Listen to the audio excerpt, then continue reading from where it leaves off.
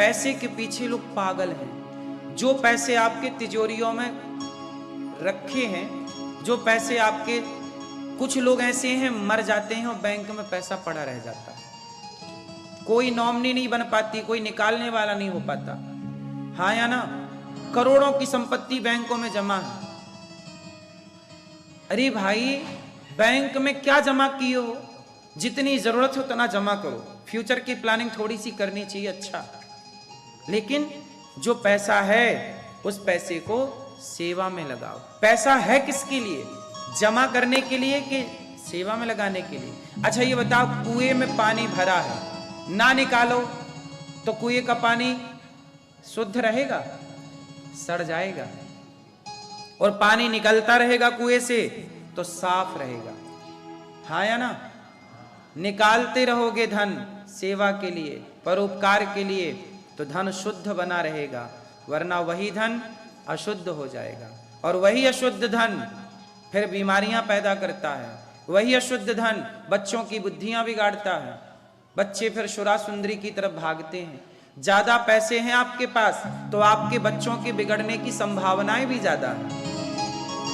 बोलो हाँ। आप लोग सफल हैं तो आपके बच्चों के बिगड़ने की संभावनाएं 50% ज्यादा है। हाँ या ना? क्योंकि आपके बच्चों को कहीं ये दिमाग में ना जाए, यार मेरे बाप के पास तो है, मैं क्यों कमाऊं। आज यही तो है, कुछ लोग, कुछ बेटे इसलिए नहीं कहा अरे मेरे बाप के पास तो है। असफल रहेंगे आप दोनों असफल हो गए, बाप बेटा दोनों। इसलिए बच्चे को कभी ये पता ही मत लगने दो कि आपके पास पैसा है। बच्चे को सदा ये बताओ कि आप बहुत मेहनत कर रहे हैं। बेटा, बच्चे को ये बताओ कि $1 की कीमत क्या है, $1 की कीमत क्या है। उसे ये मत एहसास दिलाना कि यार अपने पास बहुत है। बहुत, जिस दिन उसे पता चल गया बहुत है, वो निकम्मा हो जाएगा, अकर्मण्य हो जाएगा। एक छोटी सी कहानी सुनाता हूं। इसी में एक जंगल था, उस जंगल में शेर था। सर्कस वालों ने शेर पकड़ लिए और 10 शेर पकड़ के ले आए अपने सर्कस। सर्कस समझते हो? पहले सर्कस होते थे तो सर्कसों में ना शेर काम करता था। तो एक सर्कस था, उसमें 10 शेर थे। अब सर्कस में उनको ट्रेनिंग दी गई, पिंजरे में रखा गया, मालिक टुकड़ा देने लग गया मांस का। शेर वो मांस का टुकड़ा खाने लग गए और ऐसा करते करते 10 साल हो गए। 10 साल बाद सरकार ने कहा कि भाई आप जितने सर्कस हैं सब सर्कस बंद करो और जंगल के जानवरों को आप टॉर्चर करते हो जंगल में छोड़ो। तो सरकारों ने दबाव बनाया, तो सर्कस वालों ने क्या किया कि सारे शेर जंगल में छोड़े। जब जंगल में छोड़े तो शेरों का शिकार जंगल के कुत्तों ने कर लिया। शेरों को कौन मार के खा गया? जंगल के कुत्ते। तो स्टडी हुई, अध्ययन हुआ कि भाई जंगल के कुत्तों ने शेर का शिकार कैसे कर लिया। तो पता लगा कि वो शेर हो गए थे सर्कस के, और सर्कस का शेर जो है वो मालिक के टुकड़ों पर पलने लगा था। मालिक की टुकड़ों, समय समय पे मालिक मांस देता, शेर खाता। वो शिकार करने का टैलेंट भूल चुका, क्योंकि 10 साल से पिंजरे में है ना, तो वो शिकार का टैलेंट भूल गया। और जंगल के कुत्तों को लगा कि अब ये तो शेर वाली हरकत कर ही नहीं रहा है, तो अटैक कर दिया कुत्तों ने, झुंड में शेर को खा लिया। यदि आप अपने बच्चों को ज्यादा धन धान्य देते हैं तो आप अपने बच्चों को सर्कस का शेर बनाते हैं। ज्यादा सुविधाएं आपके बच्चों को, जैसे शेर को बना बनाया मांस मिल जाता है, ऐसे आपके बच्चों को टाइम टू टाइम सब चीजें मिल रही हैं। उन्हें लगा कि यार बढ़िया है, कुछ करना नहीं पड़ रहा। लेकिन एक शेर वो है जो जंगल में है, उसे खुद छिप के प्लानिंग करनी पड़ती है कि शिकार कहां मिलेगा, कहां से झपट्टा मारना पड़ेगा। वो अपनी प्लानिंग करता है और वो ज्यादा मांस खाता है, वो ज्यादा सुखी है। बताओ, सर्कस का शेर सुखी है कि जंगल का? सर्कस का शेर शेर नहीं रहता, पिंजरे में आने के बाद शेर भी कुत्ता हो जाता है। हाँ या ना? शेर का मतलब है आजाद। शेर का मतलब क्या है? आजादी। फिर तो आप अपने बच्चों को ज्यादा धन धान्य दे रहे हैं, मतलब आप अपने बच्चों को क्या कर रहे हैं, सर्कस का शेर बना रहे हैं। इसलिए बच्चों को आप आजाद छोड़ दीजिए, जाओ बेटा कमाओ खाओ। संस्कार देने के बाद शेरनी भी पहले बच्चे को सिखाती है, शावक होता ना उसको शिकार करना सिखाती है, छिपना सिखाती है, कैसे झपट्टा मारना है, कैसे पेशेंस रखना है, धैर्य रखना है। ऐसे थोड़ी कि चाहे ऐसे तो शिकारी शिकार भाग जाएगा, हिरन भाग जाता है, हिरन तो बहुत तेज भागता है, जरा शेर लापरवाही कर जो भाग जाए भूखा मर जाएगा शेर। तो उसे पूरी प्लानिंग करनी, आपने देखा है डिस्कवरी में किस तरह शेर प्लानिंग करता है छिपके, तो वो शेर उसकी मां सिखाती है, हाँ या ना। एक दूसरा पक्षी है, कौन सा पक्षी है बताओ, सबसे बलवान पक्षी कौन होता है, बाज। जो बाज की मादा होती है ना, बाज की माँ, वो मादा जब अपने लिए घोंसला बनाती है बच्चों के लिए, तो कांटे वाला घोंसला, केवल बाज ही एक ऐसी मादा है, बाज की पत्नी ही ऐसी है जो घोंसला कांटे का बनाती है, वरना हर पक्षी घोंसला घास का बनाता। तो वो बाज की मादा कांटों का घोंसला बना के ऊपर हल्की सी घास डालती है, ऊपर हल्की सी क्या करती है, घास डालती है। जब उसका बच्चा अंडा हो जाता है, अंडे से बच्चा निकल आता है, तो वो सारी घास हटा देती है और बच्चे को चुभने लगते हैं कांटे। तो किसी ने बाज से कहा, कैसी निर्दयी माँ है, तू अपने बच्चे को कांटे पर रखती है, अरे थोड़ा गद्देदार घोंसला बनाती, तेरे बच्चे सुख में रहते। तब उस बाज की मादा ने कहा कि मुझे पता है कि मेरे बच्चों को कितना संघर्ष करना पड़ेगा, यदि मैं अपने बच्चों को सुकुमार बनाती हूं तो मेरे बच्चे शिकार ना कर पाएंगे, उनका कोई शिकार कर जाएगा। यदि फौलादी बनाना है, बलवान बनाना है, तो बचपन से उनको कांटों में रहना सिखाना पड़ेगा, तब ये बड़े होकर आत्मरक्षा कर पाएंगे। जितना सुख उतनी हानि, जितना सुख आप उतना ही अपाहिज होते चले जाएंगे। सुख मतलब अपाहिज, दुख मतलब जीत, सुख मतलब हार। आपका बेटा बहुत सुख में रहता है, कभी जीत ना पाएगा। इतिहास किसने रचे हैं बोलो, जिनकी जरूरतें थी वो चलते गए, दौड़ते गए, स्टडी करते गए, पढ़ते गए। जिनके पास सब कुछ है उन्हें क्या जरूरत है, वो क्यों पढ़ेंगे। इसलिए ईश्वर ने गरीबी बनाई है, गरीबी ना होती, गरीबी भी एक व्यवस्था है। यदि मैं स्वयं इस बात से सहमत हूं कि मेरे जीवन में इतनी गरीबी ना होती, अगला राउंड में धर्म ही है, अगला राउंड में चाहे जितना कमा ले बंदे डॉलर पाउंड में, चाहे जितना कमा ले बंदे डॉलर पाउंड में, धर्मशाला छोड़ जाना ही है अगला राउंड में, धर्मशाला छोड़ जाना ही है अगला राउंड में। इसका मतलब है कि हम कितना भी कमा लें पर सब छोड़ के हमें जाना है, लेकिन हम चले जाएंगे पर हमारे द्वारा जो किया गया पुण्य है, जो की गई भलाई है। अच्छा एक बात बताओ, ये अभी प्लेन हादसा हुआ भारत में, अहमदाबाद में, उसमें ना सारे लोग जिंदा जल गए, बच्चे, बूढ़े, स्त्री, पुरुष सब जल गए।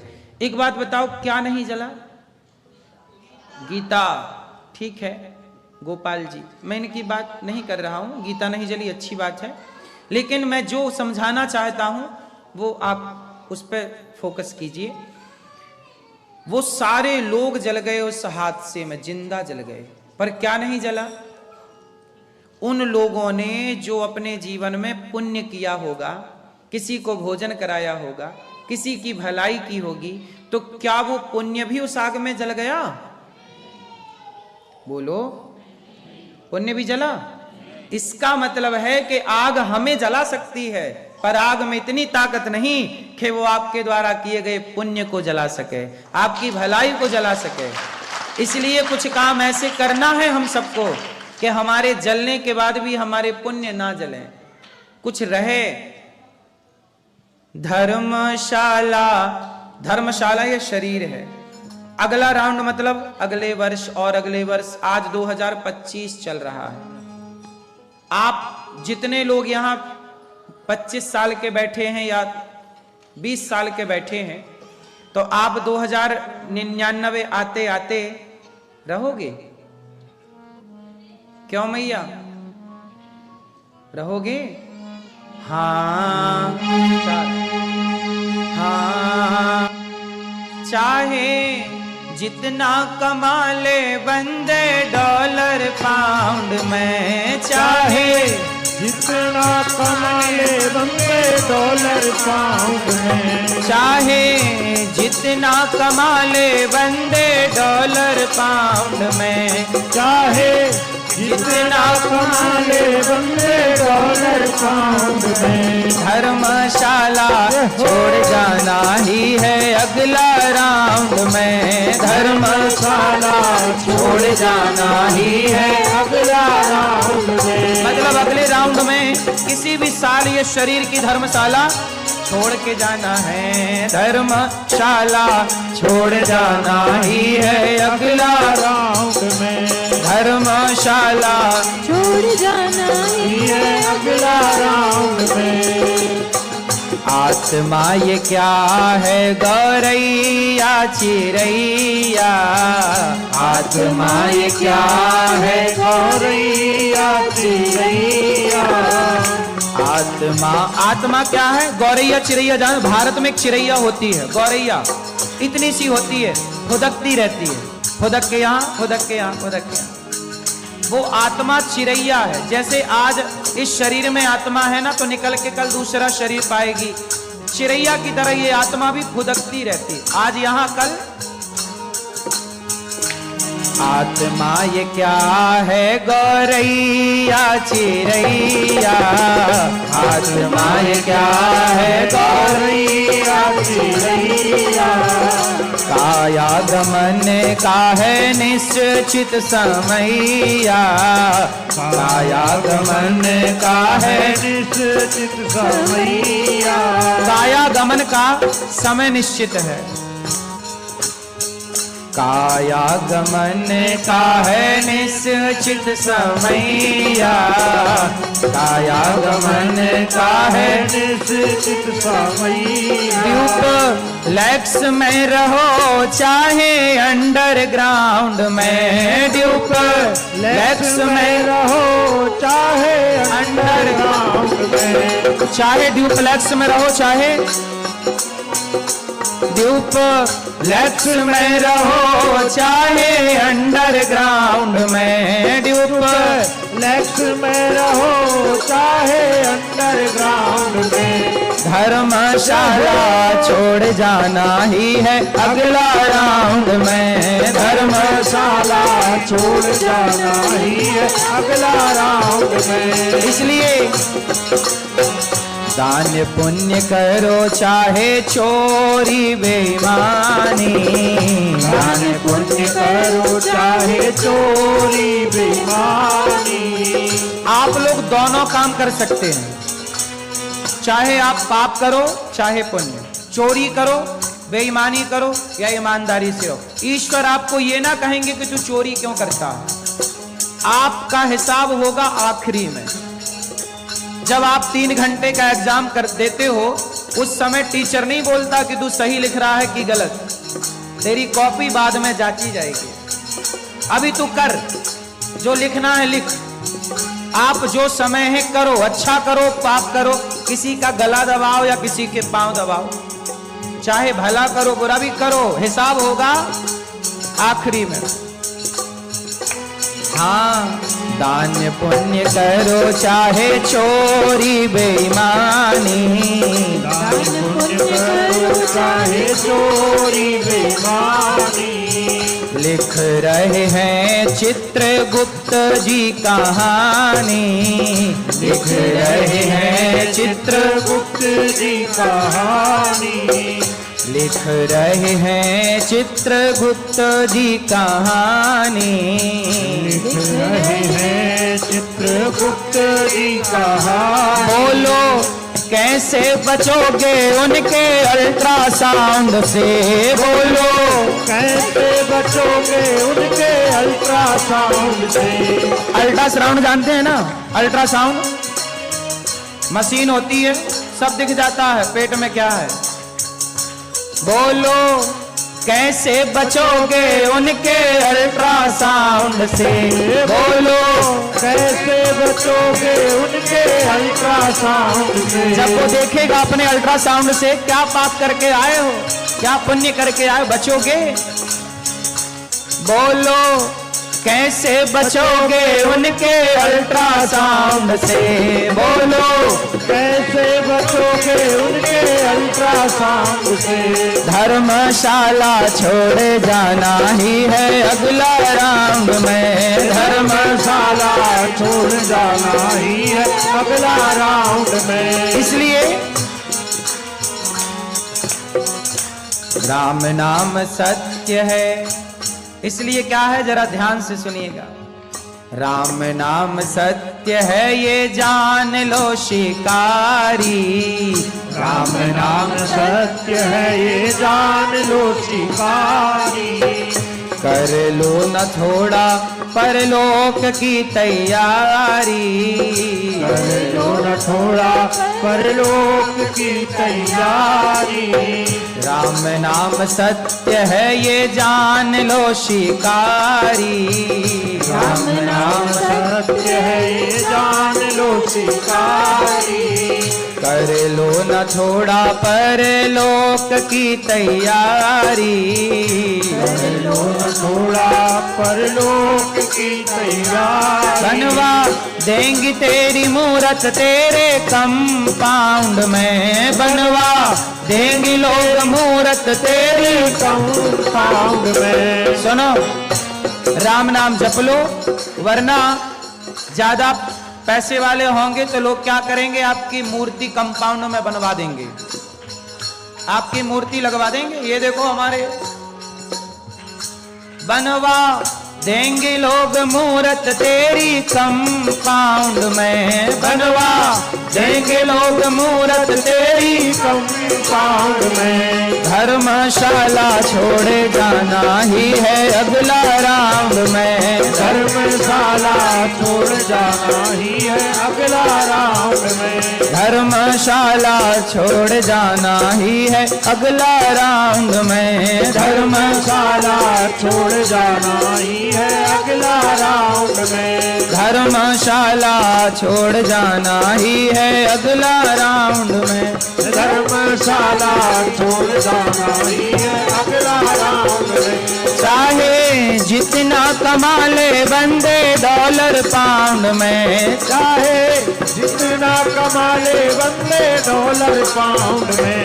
चाहे जितना कमा ले बंदे डॉलर पाउंड में, चाहे जितना कमा ले बंदे डॉलर पाउंड में।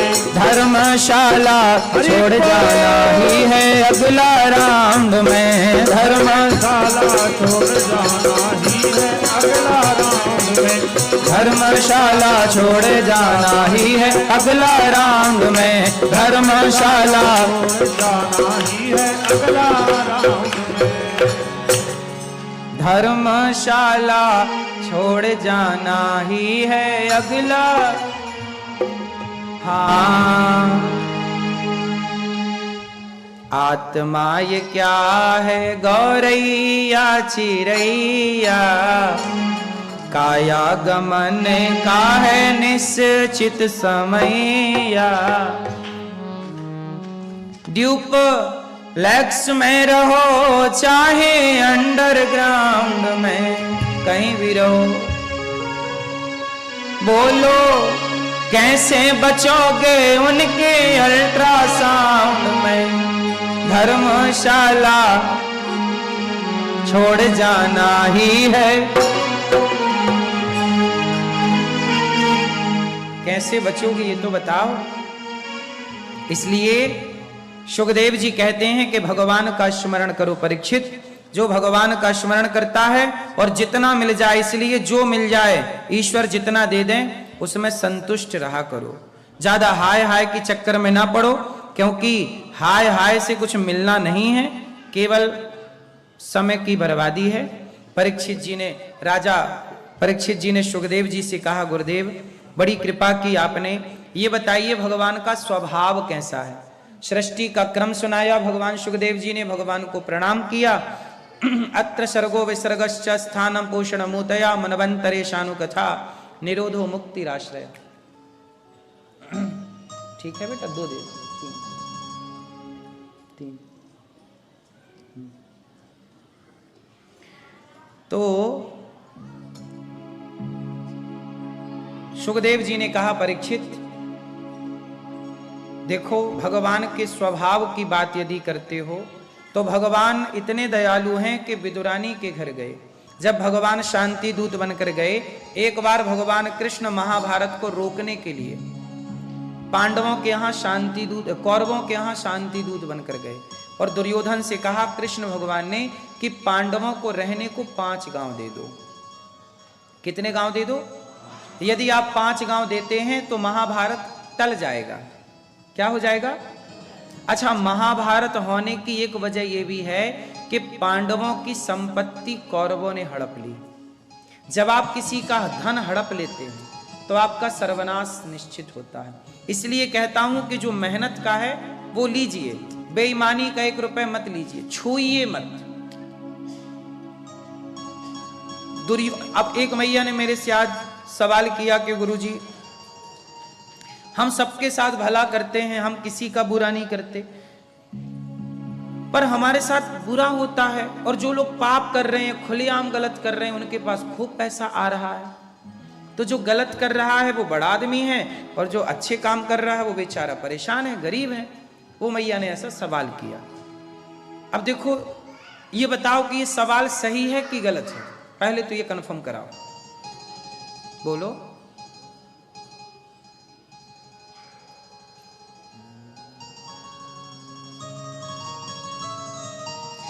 बताओ ये सवाल सही है कि गलत है? बोलो। हैं मैया, आप सबका भला करती हो, आप सबके साथ अच्छा करती हो, आपके साथ बुरा होता है, और जो बुरे काम कर रहे हैं खुलेआम वो संपन्न है, सुखी है खूब। ये प्रश्न सही है कि गलत है? बोलो। नहीं, ये सवाल ही गलत, प्रश्न ही गलत। इसे जरा गंभीर, आप लोग ना प्रेजेंट को देखते हैं, वर्तमान को, आप ना भविष्य को देखते हैं, ना भूत को देखते, ना देखना चाहते, आपके पास टाइम नहीं है। आप केवल आज देखते हैं, आज कि आज हमारे साथ अच्छा होना चाहिए क्योंकि हमने आज अच्छा किया है। जबकि हिसाब किताब आज से नहीं होता। आज ही आपने पेड़ लगाया तो आज ही फसल आएगी, ऐसा तो नहीं है ना मेरी माँ? आम आज लगाया है तो आम का फल आज ही खाने को मिलेगा? नहीं। केला आज लगाया है तो आज ही केला मिल जाएगा खाने को? नहीं। बोलो मेरी माँ। मैया, ओ पंचायती मैया, सुन लो मेरी माँ। बताओ, अब आप कहते हो कि महाराज जी हम सबके साथ अच्छा करते, हमारे साथ बुरा क्यों होता? सवाल गलत है। आओ हम इसे शास्त्रों की दृष्टि से समझते हैं। चलो बताओ, दुर्योधन गलत था कि सही था? गलत था। लेकिन गलत था, लेकिन उस गलत व्यक्ति ने क्या किया? पांडवों का धन हड़प लिया और बहुत सुखी था। दुर्योधन सोने की थाली में खाता था और गलत था। आप भी तो कहते हैं गलत व्यक्ति देखो बड़ा आदमी है। जब अच्छा, पांडव सही थे कि गलत थे? पांडव सही थे तो 12 साल वनवास घूम रहे थे। इनके पांव में न चप्पल थी न खाने को रोटी थी। सही थे पांडव तो वनवास में थे। गलत था दुर्योधन तो महलों में था। बोलो हाँ भाई, दुर्योधन गलत था ना, अपमान किया द्रौपदी का, और पांडव सही थे, वनवास। जो सही था वो कष्ट पा रहा है और जो गलत था वो सुख भोग रहा है। यही तो आपका सवाल है। लेकिन अब इस सवाल का अंत देखो। कहते ना अंत भला तो। अब ये देखो कि दुर्योधन गलत था और पांडव सही थे, तो अंत में जीत किसकी हुई? गलत दुर्योधन की कि सही पांडवों की? गलत व्यक्ति ज्यादा से ज्यादा 10 साल चलेगा, गलत व्यक्ति ज्यादा से ज्यादा 13-14 साल चलेगा, अधिक से अधिक 15वें साल तक तो नाश। गलत व्यक्ति 10 से 15 साल में खत्म हो जाएगा। जितनी तेजी से ऊपर गया कमाया वो खत्म। लेकिन जो सही व्यक्ति है वो धीरे धीरे ऊपर जाएगा, स्ट्रगल करता हुआ जाएगा, क्योंकि धर्म से जुड़ा है। पर एक बार जाएगा तो सदा के लिए युगों युगों तक याद रहेगा, उसकी अमीरी टिकती है। पहले के राजा महाराजा परंपरागत अमीर थे, बाप भी अमीर, उसका बाप भी अमीर, वो भी अमीर, बेटा भी अमीर, क्योंकि वो लोग धर्म का पालन करते थे। वो ध्यान रखते थे कि किसी का दिल दुखे ना। जब आप सबका ख्याल रखेंगे कि मेरे द्वारा किसी का दिल ना दुखे, तो आपकी अमीरी बनी रहेगी। और जब आप अमीर होके घमंड में चलेंगे, रौंदते हुए चलेंगे, तो वो अमीरी केवल 10 साल की है साहब, देख लेना। बात समझ में आई कि नहीं? इसलिए अमीरी आए तो आम का फल जब पेड़ में लगता है तो आम की डालियां खड़ी नहीं होती बल्कि झुकती हैं। झुकता वही है जिसमें जान होती है, अकड़ खास मुर्दे की पहचान होती है। इसलिए जितना धन आए उतना ईश्वर के आगे झुकिए और समाज की निष्काम भाव से सेवा करिए। अच्छे दिन हैं तो अच्छे काम करिए तो वो अच्छे दिन बने रहेंगे। अच्छे दिन हैं और बुरे काम करेंगे तो अच्छे दिन बुरे दिनों में तब्दील हो जाएंगे। इसलिए दूसरों को देखकर आप परेशान ना होइए, वो गलत कर रहा है, करने दो बच्चों। 10 साल की बात, यदि वो गलत है तो 10 साल में खेल खत्म हो जाएगा, अधिक से अधिक 10 वर्ष। क्योंकि दुर्योधन जैसों का तो 14वें वर्ष में अंत हो गया। अच्छा, राम और रावण कौन सही है कौन गलत है? राम सही है ना, रावण गलत है। तो गलत रावण की सत्ता रही? आप कहते हो जो गलत है वो बहुत तरक्की कर रहा है, कहां कर रहा है? रावण का तो सर्वनाश हो गया क्योंकि गलत था। और राम सही थे तो जंगल में थे, राजा बन गए। जंगल में थे, देखो यहां बैठे, बोलो हाँ। क्योंकि राम क्या थे? सही थे। रावण क्या था? इसलिए गलत सदा गलत ही रहेगा। आप बिल्कुल आप कहते हो हम गरीब हैं, हम परेशान, ये तुम गरीब नहीं हो, ये तुम्हारा थोड़ा स्ट्रगल चल रहा है, सह लो। ये वक्त थोड़ा बुरा है पर सदा थोड़ी बुरा रहेगा। पांडवों को वनवास हुआ, 12 साल बहुत होते हैं, पर 12 साल के बाद अच्छा समय आया कि नहीं? बोलो। तो अच्छे समय का इंतजार करना पड़ता है ना मेरी मां। आप क्या धैर्य नहीं रख पाती हो? आप साल 2 साल में विचलित हो जाते, अरे बहुत गरीब हैं, बहुत परेशान, बहुत सा। 2 चीजें याद रखिए। पहला, भगवान पे भरोसा पूरा रखिए। क्या रखेंगे? हाँ, पूरा है भरोसा, मेरी हार नहीं होगी। ये प्रार्थना दिल की बेकार नहीं होगी। ये प्रार्थना दिल की बेकार नहीं होगी।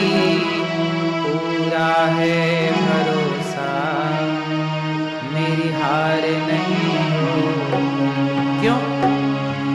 सावेरा जब तू मेरे साथ है, सांवरे सर पे तेरा हाथ है। जब भगवान का साथ हो तो फिर क्या बिगाड़ेगा कोई, ये बताओ। इसलिए भरोसा भगवान का करिए। मेरे साथ कोई नहीं है, केवल भगवान मेरे साथ। एक भरोसे, एक बल, एक आस विश्वास, एक राम घनश्याम हित चातक तुलसीदास। मोहे तो भरोसो इन चरणन केरो, इनके चरणों का भरोसा है। आपको दूसरों का भरोसा ही तो डुबा देता है। अच्छा ये बताओ, जब द्रौपदी ने पुकारा तो द्रौपदी को पहले द्रौपदी ने बुलाने में देर लगाई थी कि कृष्ण ने आने में देर लगाई? द्रौपदी पहले किसको बुलाई? द्रौपदी बोली अर्जुन आओ, भीम आओ, नकुल आओ। द्रौपदी बुलाई, गुरु द्रोण बोलो, पितामह बोलो, तुमसे तुम्हारी ये बहु पूछती है। पांचों पति आज बैठे सभा में, पांचों पति आज बैठे सभा में। सब लोग बैठे हैं प्रभु और मेरी लाज लुट रही है, प्रभु कहाँ हो? जब द्रौपदी ने कहा हे श्याम सुंदर, हे गोविंद, जिन्होंने कभी मेरी सूरत ना देखी वो देखेंगे आज बदन मेरा नंगा। जुआ में पति जी मेरे हारे हैं बाजी, महलों की रानी लूटी जा रही है। हे श्याम सुंदर कहाँ हो? हे नंद नंदन कहाँ हो? जब द्रौपदी ने पुकारा हे गोविंद, तो गोविंद का केवल गो बोल पाई, विंद ना बोल पाई। मेरी माँ दौड़ पड़े द्वारिकाधीश। जब तक अर्जुन को बुलाती रही कृष्ण नहीं आए, जब तक भीम को बुलाती रही कृष्ण नहीं आए। भगवान को लगा कि तुम उनको बुला रही हो तो उनको ही बुला लो। भगवान तब आते हैं जब आप किसी के भरोसे ना रहे। यदि आपको भरोसा है इनका तो भगवान बोले चलो उन्हीं को बुला, हम नहीं आएंगे। भगवान तब आते हैं जब आप ये कह लेते हैं कि प्रभु अब हमारा आपके सिवा कोई नहीं, मेरा कोई ना सहारा बिन तेरे, नंदलाल सवरिया मेरे, मेरा कोई ना सहारा बिन तेरे,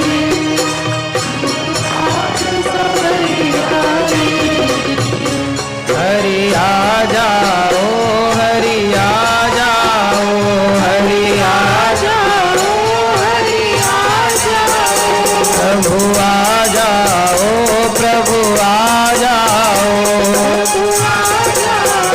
प्रभु आ जाओ। मेरी नैया लगा दो पार, मेरी नैया लगा दो पार, हरि आ जाओ एक बार, मेरी नैया लगा दो, हरि आ जाओ एक बार। जब कोई ना आए तब द्रौपदी ने किससे बुलाया? गोविंद अब आप हो। जब बुलाया तो साड़ी बढ़ गई, खींचने वाला थक गया दुशासन। साड़ी भी नारी है कि नारी भी साड़ी है कि साड़ी ही की नारी है कि नारी ही की साड़ी है। बोला क्या है? तब द्रौपदी बोली मूर्ख, दुशासन ना साड़ी भी नारी है, ना नारी भी साड़ी है, ना साड़ी ही की नारी है, ना नारी ही की साड़ी है। ये तो वृंदावन बिहारी है जो चीर बनकर खिंचा जा रहा, खिंचा जा रहा। द्रौपदी पुकारती रही, भगवान रक्षा करते रहे। भगवान के आने में देर नहीं लगी। द्रौपदी के एक भरोसा, जब भरोसा भगवान का हो और भगवान ना आए कैसे होगा? मेरी माँ दुर्योधन से कहा पांडवों को 5 गांव दे दो, बोला सुई की नोक बराबर नहीं दूंगा। भगवान बोले ठीक है। फिर दुर्योधन बोला अच्छा मेरी माँ ने भोजन बनाया है कन्हैया, ये भोजन कर लो। भगवान बोले हम तेरे घर नहीं खाएंगे, हमारा निमंत्रण तो शबरी के घर है या विदुरानी के घर है। और दुर्योधन की मेवा त्यागी और विदुरानी के पास गए। विदुरानी को पता लगा कृष्ण आ रहे हैं। जंगल में रहती थी, घास की झोपड़ी बना के नाचने लग गई। कन्हैया आ गए, कन्हैया आ गए, खुशी के आंसू बहने लग गए। कृष्ण आ गए। जब आए तो चरणों में गिर पड़ी, नाथ तुम कितने दयालु हो, दुर्योधन का महल छोड़कर इस कुटिया पे पधारे हो। खाने को उसने 56 भोग दिया। वो छोड़कर भगवान बोले काकी बड़ी भूख लगी है, कुछ खाने को दे दो। दुर्योधन बोल रहा था खा लो, नहीं खाए, और यहां मांग मांग के खा रहे हैं। भाव हो ना तो भगवान मांग के खा लेते हैं, और भाव ना हो तो परोस दो 56 भोग, ग्रहण नहीं करते भगवान। कोई आपके भोजन के भूखे हैं? भाव का भूखा हूं मैं, भाव ही एक सार है, और भाव से भज ले मुझे तो भव से बेड़ा। किसकी भूख है? भाव प्रधान है। इसलिए मेरी मां, भाव की जरूरत है। किसकी जरूरत है? भाव चाहिए। भगवान को काकी जी ने कहा कि ये कुछ खा लो। क्या थी? उन्होंने साग बनाई थी। साग मतलब भतुए की सूखी साग, जंगल के तिनके बिनके तोड़ के खिलाया भगवान को। काकी जी को लगा, काकी मतलब विदुरानी को लगा कि सूखी साग कन्हैया खाएंगे अच्छा ना लगेगा, तो बगीचे से केला तोड़ कर ले आई। केले का सीजन रहा होगा, बगीचे में थे। भाव में ऐसी डूबी के केले का फल छीलती, छिलका फल को फेंकती, वो छिलका पकड़ाती भगवान को। अरे विदुरानी तो पागल हो गई हैं, भगवान को छिलका दे रही हैं, क्योंकि भाव में डूब गई ना। वो क्रिया भूल गई कि मैं सही कर रही हूं कि गलत। सीधे को उल्टा कर रही, उल्टे को सीधा, छिलका दे रही हैं। चलो भगवान, विदुरानी भूल गई छिलका। आप तो भगवान हैं, आपको तो याद है कि छिलका है। आप कह देते कि छिलका है काकी, वो फल तुम फेंकती जा रही हो, पर नहीं, जो भक्त देता गया वो भगवान खाते गए। और भगवान दुर्योधन की मेवा त्यागी और साग विदुर घर खाई, छिलकों को खा लिया, फलों को फेंक दिया। भगवान कहते हैं प्रेम है तो मैं छिलके भी खा सकता हूं, प्रेम नहीं है तो मैं आपके 56 भोग की तरफ देखूंगा नहीं। इसलिए कहता हूं भगवान प्रेम के भूखे हैं। क्या ग्रहण करते हैं भगवान? आप लोग भोग लगाते हैं कि नहीं भगवान जी को? बोलो हाँ कि ना। भगवान खाते हैं? जोर से। आप नहीं खाते तो काहे लगाती हो भोग?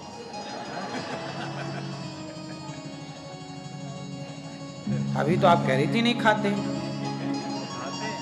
आपने तुरंत बयान बदल दिए। मैया भगवान खाते हैं कि नहीं?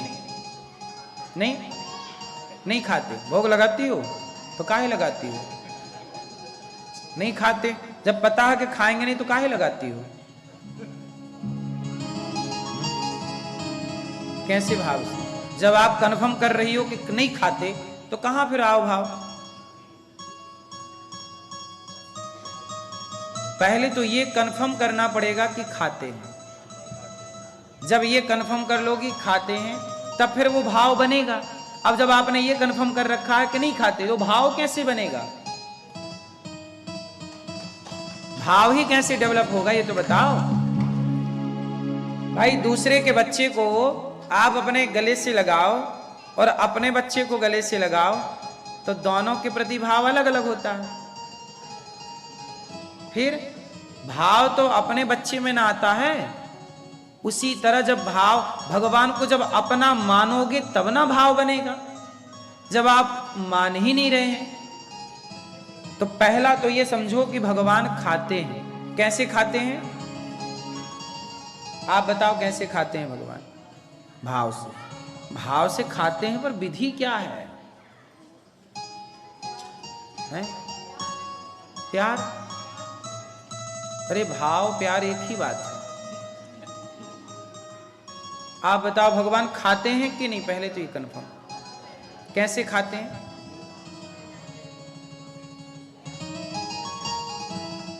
भगवान कैसे खाते हैं? जैसे ये पुष्प है, अब यहाँ के पुष्पों की तो मैं बात नहीं करता, पर भारत में जो पुष्प हैं उन पुष्पों में मधुमक्खी आके बैठती है। कौन बैठता है? मधुमक्खी। और पुष्प से ना शहद लेके चली जाती है, हनी, पराग। क्या लेके उड़ जाती है? शहद। अब बताइए पुष्प में शहद होती है कि नहीं होती है? तो कोई मशीन ऐसी बनी कि पुष्प डालो और शहद निकल आए? पुष्प में शहद है, पर ग्रहण केवल मधुमक्खी कर सकती है। हाँ या ना? जैसे पुष्प की शहद को केवल मधुमक्खी ग्रहण कर सकती है, उसी तरह जब आप दाल चावल सब्जी रोटी खीर पूड़ी भगवान के चरणों में भगवान को भोग लगाते हैं, तो भगवान वो दाल चावल सब्जी रोटी नहीं, वो दाल चावल सब्जी रोटी जिस भाव से आपने बनाया और जिस भाव से समर्पित किया, उस भाव की शहद को भगवान वैसे ही ग्रहण करते हैं। जैसे पुष्प से मक्खी शहद तो ग्रहण कर लेती है, पर पुष्प को जस का तस छोड़ देती है, उसी तरह भगवान आपके भाव के उस शहद को ग्रहण कर लेते हैं और भोजन आपके लिए प्रसाद के रूप में जस का तस छोड़ देते हैं। वो आप खाओ। तो भगवान को भाव से हे प्रभु पाओ, ऐसा भाव बनाओ कि खा रहे हैं। तब आप लोग भोग कैसे लगाते हैं? थाली में लिया रख दिया, हो गया। भगवान को थाली लगाओ, तुलसी पत्ता डालो, तुलसी ना हो तो तुलसी की माला रख लो और तुलसी की माला स्पर्श करा दिया करो थाली में, हो गया। क्योंकि यहां मैंने देखा है तुलसी नहीं है, कम है। जो ओरिजिनल तुलसी भारत में पाई जाती है वो ओरिजिनल तुलसी यहाँ नहीं है। पर तुलसी जैसी दिखने वाली एक चीज को आप तुलसी कहते हैं। वैसे भी तुलसी 9 बहन हैं, उनमें से एक ये हो सकती है जो आपके यहाँ है।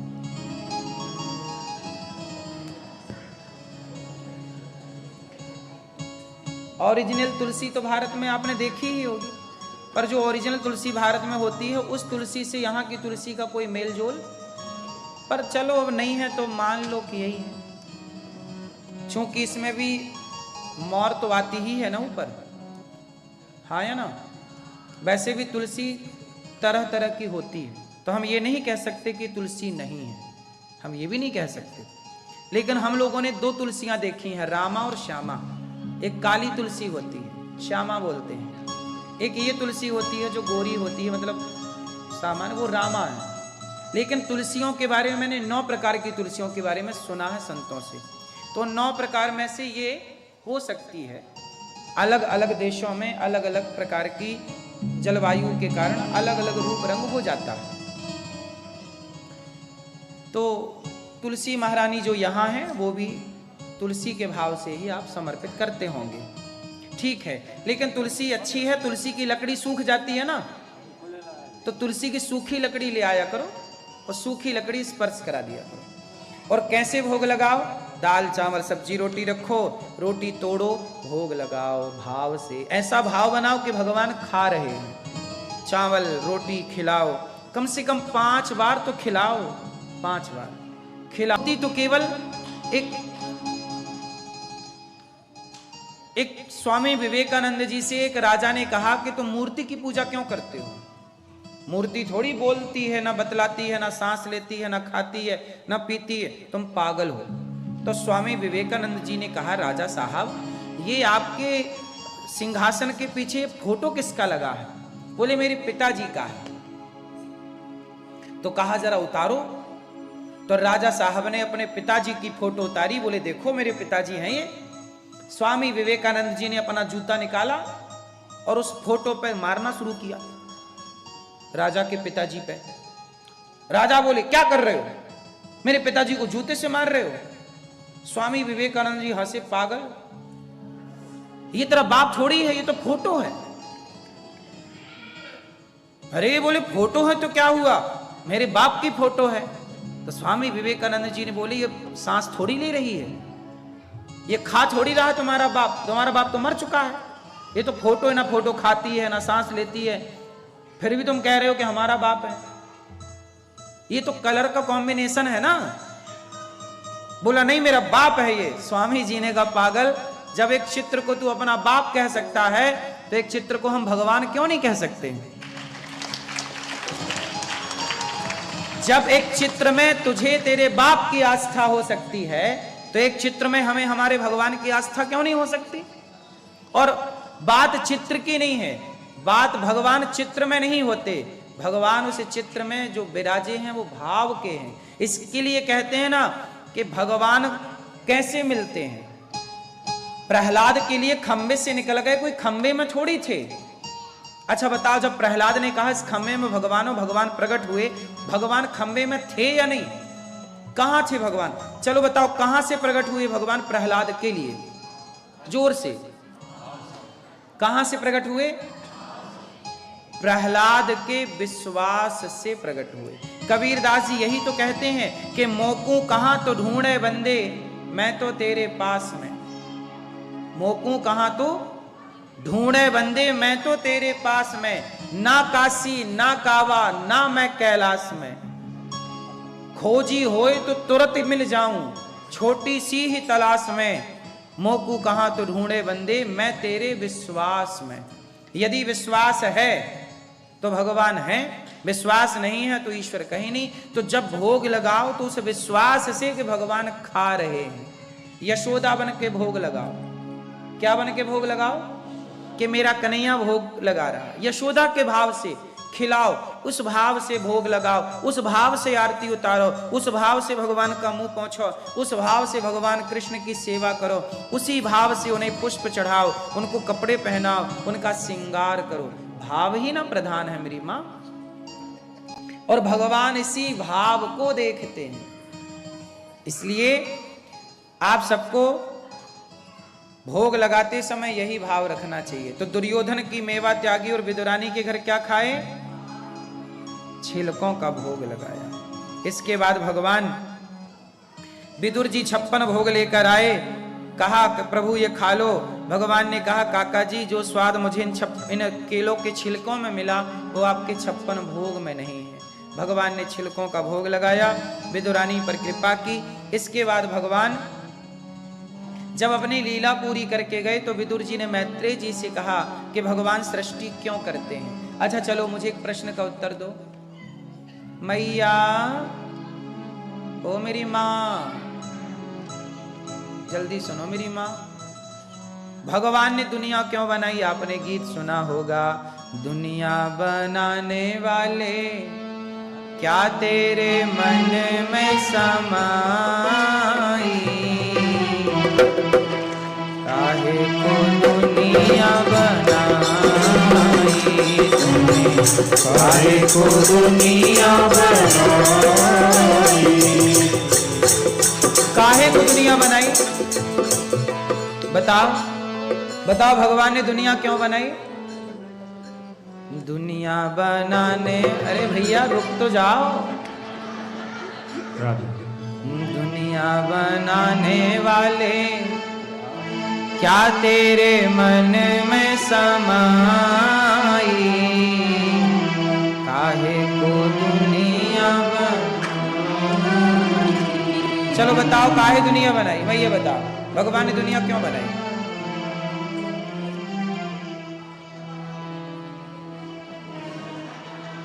भगवान ने दुनिया क्यों बनाई? अपने आनंद के लिए। छोटे छोटे बच्चे जाते हैं समुद्र के किनारे और बालू में अपना घर बनाते हैं, खेलते ना छोटे छोटे बच्चे, और खेलते हैं, खेल पूरा हो जाता है तो उस ढेर में एक लात मारते हैं। आप लोगों ने भी बचपन में बालू में घर बनाया होगा, खेल खेल। हम लोगों ने खूब बचपन में माटी में खेले, रेत में खेले, बालू में। क्यों खेले? बैलगाड़ी जाती तो हम लोग बैलगाड़ी के पीछे लटक जाते, ट्रैक्टर की ट्रॉली जाती तो ट्रॉली पकड़ के लटक जाते। क्यों? ये आनंद था बचपन का। जैसे हम अपने आनंद के लिए सब काम करते हैं, कंचे खेलते हैं, गिल्ली डंडा खेलते, उसी प्रकार भगवान भी अपने आनंद के लिए ये संसार बनाते हैं। ठीक है? सबसे पहले भगवान नारायण की नाभि से कमल निकला, कमल में ब्रह्मा जी प्रकट हुए। कमल में कौन प्रकट हुआ? ब्रह्मा जी से भगवान ने कहा सृष्टि करो, तो पूरी सृष्टि ब्रह्मा जी ने की। तो ब्रह्मा जी की भ्रकुटी से भगवान शिव का जन्म हुआ, भगवान शंकर। इसके बाद ब्रह्मा जी के शरीर से अन्य ऋषि मुनि प्रकट हुए। ब्रह्मा जी के शरीर से मनु और शत्रुपा प्रकट हुए। वाम अंग से मनु, वाम अंग से, दाहिने अंग से, एक अंग से मनु, एक अंग से शत्रुपा, है ना? दाहिने अंग से मनु, वाम अंग से शत्रुपा। तो ब्रह्मा जी के शरीर के एक अंग से मनु शत्रुपा, एक दोनों अंग से एक एक से मनु शत्रुपा प्रकट हुए। और मनु शत्रुपा की 5 संतानें हुई। कितनी संतानें हुई? 5। 3 बेटियां और 2। इस धरती पर पहले कौन आया? स्त्री के पुरुष। कौन आया मेरी माँ? इस संसार में पहले कौन आया, स्त्री या पुरुष? मैया बताओ मेरी माँ। दोनों साथ में आए? साथ में कैसे आ सकता है कोई? जुड़वा बच्चे भी होते हैं तो एक एक से ना होते हैं, हैं? हाँ, इस संसार में पहले कौन आया? स्त्री। कौन आया? स्त्री आई, इसलिए स्त्री पहले है, पुरुष दूसरे नंबर पर है। इसलिए हमारे यहाँ स्त्री को बड़ी कहते हैं, पुरुष छोटा है। इसलिए सारे पावर स्त्रियों के हाथ में। पैसा चाहिए तो लक्ष्मी जी स्त्री, अन्न चाहिए तो अन्नपूर्णा स्त्री, विद्या चाहिए तो विद्या की देवी सरस्वती स्त्री, शक्ति चाहिए तो दुर्गा स्त्री। पुरुष के पास क्या है? करो तांडव। तो वही पुरुष लोग तांडव करते रहते हैं, कोई पावर नहीं है। सारे पावर किसके पास? स्त्रियों के पास। इसलिए पुरुषों को चाहिए कि स्त्री का सम्मान और इज्जत करते रहें, तो कृपा बनी रहेगी। स्त्रियों से बना के चलो, अपनी अपनी घरवाली से। हाँ या ना? तो आप लोगों के पति आप लोगों से बना के चलते हैं कि नहीं? हाँ या ना? बना के चलना चाहिए। तो आप लोग पतियों को मैया परेशान तो नहीं करती हो? तो पहले स्त्री आई, स्त्री का नाम है आकुति, दूसरी स्त्री का नाम देवहूति, तीसरी का नाम प्रसूति। आकुति का विवाह रुचि प्रजापति से हुआ, देवहूति का विवाह करदम जी से हुआ। करदम जी की 9 बेटियां हुई, 9 बेटियों का ब्रह्मा जी के 9 मानस पुत्रों से विवाह हुआ। फिर कपिल भगवान प्रकट हुए, अपनी मां को सांख्य उपदेश दे करके आनंद से वो गंगा सागर गए, मां परम गति को प्राप्त हुई। मनु जी महाराज की तीसरी बेटी है प्रसूति। प्रसूति का विवाह हुआ दक्ष से। दक्ष समझते हैं? दक्ष की सबसे छोटी बेटी हुई 13 बेटियों में सती। सती का विवाह हुआ भगवान शंकर से। अब कथा सुनो ध्यान से। मैया भैया सुन लो प्रभु।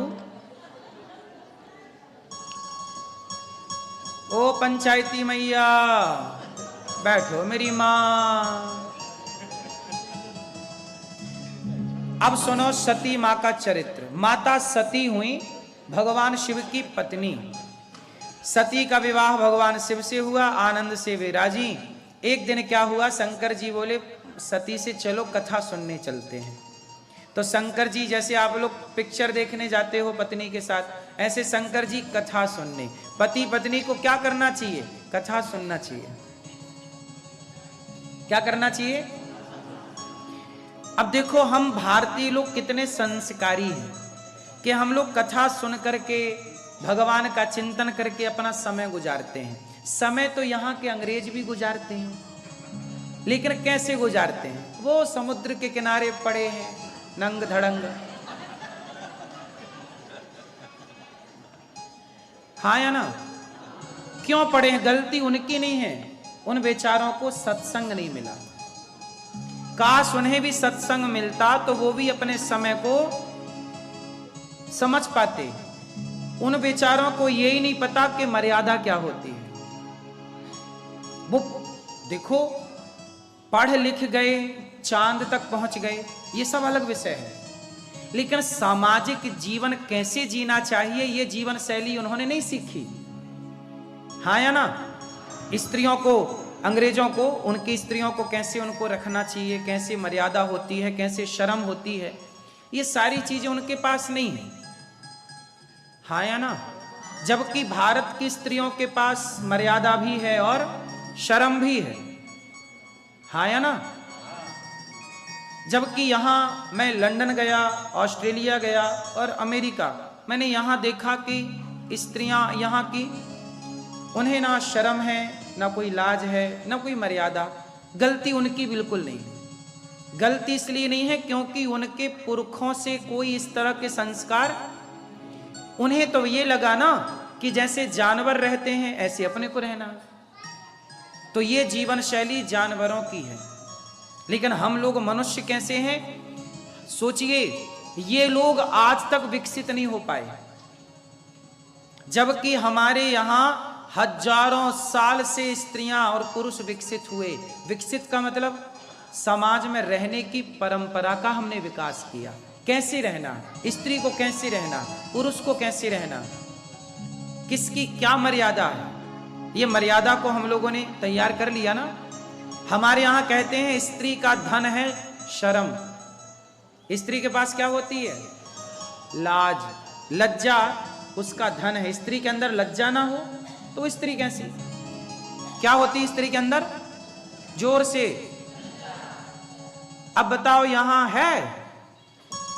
नहीं है। किसकी गलती है? किसी की गलती नहीं है। उन लोगों को संस्कार नहीं मिले, सत्संग नहीं मिला। अच्छा देखो, आप लोग यहां बैठे हैं और आप कथा सुन के समय गुजार रहे हैं। समय तो वो भी गुजार रहे हैं, पर पड़े हैं वहां, तो समय तो दोनों का गुजर रहा है, पर समय की सार्थकता किसकी है? इसलिए उन्हें सत्संग मिला होता, अंग्रेजों के जीवन में भी कोई बढ़िया सत्संग मिला होता, तो वो भी एक एकांत में बैठ के भगवान का चिंतन कर रहे होते, ईश्वर के ध्यान में डूबे होते, आत्म कल्याण वो भी कर रहे होते।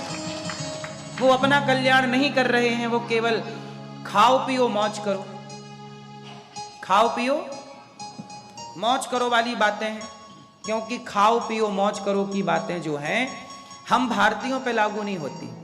खाओ पियो मौज करो, खाओ पियो मौज करो, तो कुत्ता भी खाओ पियो मौज कर रहा है, सुअर भी खाओ पियो मौज खा रहा है। सुअर खा पी रहा, बढ़िया नाले का पानी पी रहा है, बढ़िया खा रहा है और मौज कर रहा है। एक बार में 10-10 बच्चे पैदा कर रहा, उसके जैसी मौज किसकी होगी? यदि आप इसी भोग विलास को मौज मानते हैं तो सबसे बढ़िया मौज तो सुअर करते हैं, हाँ या ना? इसलिए हमारी मौज ये नहीं है। हमारी मौज क्या है? कबीरदास जी कहते हैं, वाह वाह रे मौज फकीरा की, वाह वाह रे मौज फकीरा की। कभी तो ओढ़े साल दुसाले, तो कभी साल दुसाले ओढ़े, कभी खाए 56 भोग और कभी चबाए चबैना, चना चबैना रे, तो कभी चना चबा के पेट भरे, कभी 56 भोग खाए, हर हाल में ईश्वर को याद रखे। यही ना आनंद है। तो हमारे आनंद में और यहाँ के आनंद में थोड़ा सा अंतर है। इसलिए मेरी माँ भगवान शंकर अपनी पत्नी को लेके गए कथा सुनवाने। चलो आपको कथा सुनवाते। कहाँ गए? एक बार त्रेता युग माही, शंभु गए कुंभज ऋषि पाही, संग सती जग जननी भवानी, पूजे ऋषि अखिलेश्वर जान।